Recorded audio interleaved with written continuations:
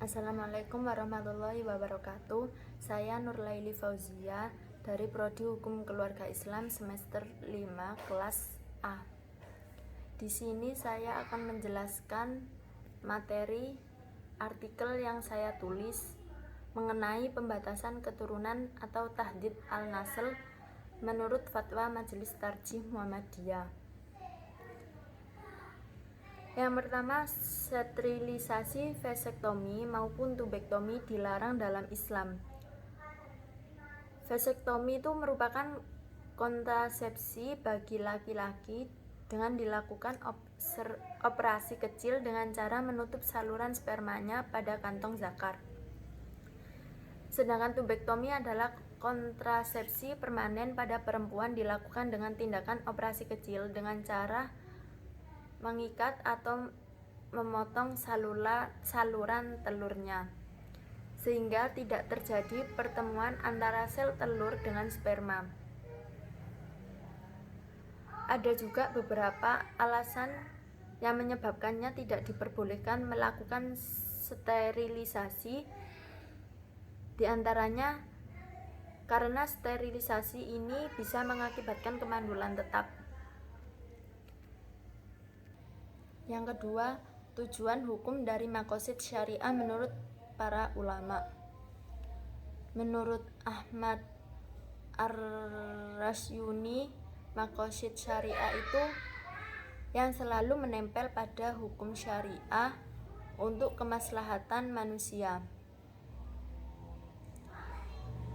Yusuf Hamid Al-Alim mengatakan bahwa maqasid syariah itu tujuannya yang hendak dicapai oleh ketentuan hukum Islam dan rahasia-rahasianya yang dikehendaki juga pembuat syariah yang maha bijaksana atas setiap ketentuan hukum.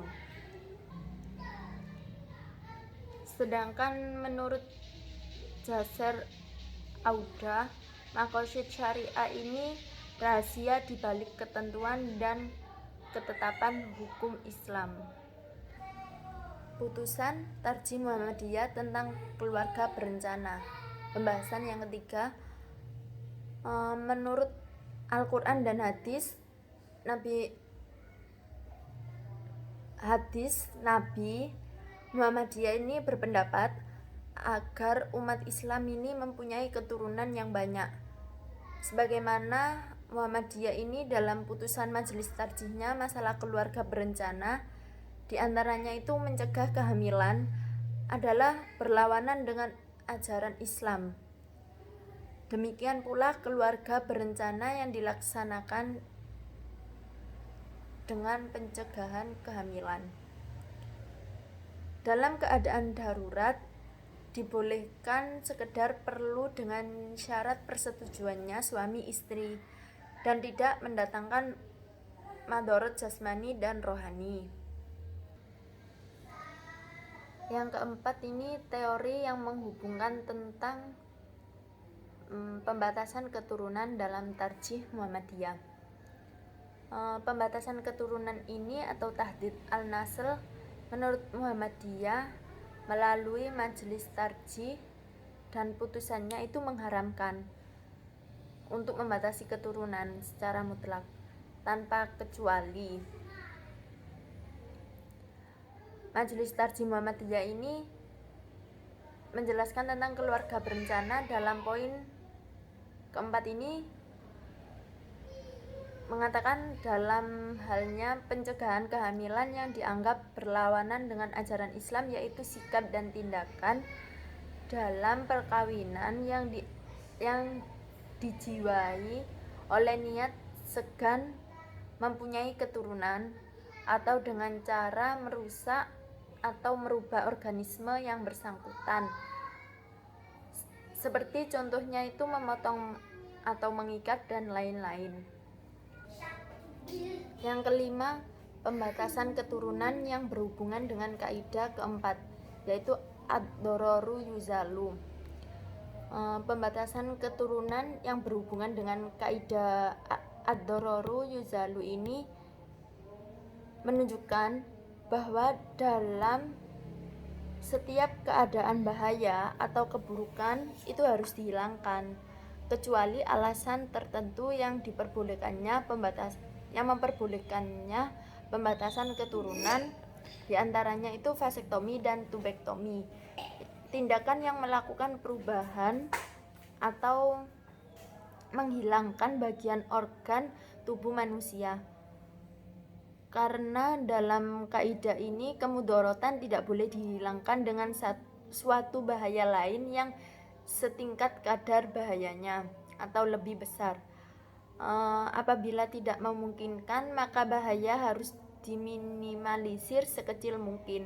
Contohnya itu melakukan pembatasan keturunan tetapi tidak menimbulkan bahaya lain, seperti halnya itu menjaga jarak, kehamilan, atau keluarga berencana. Yang terakhir ini kesimpulan.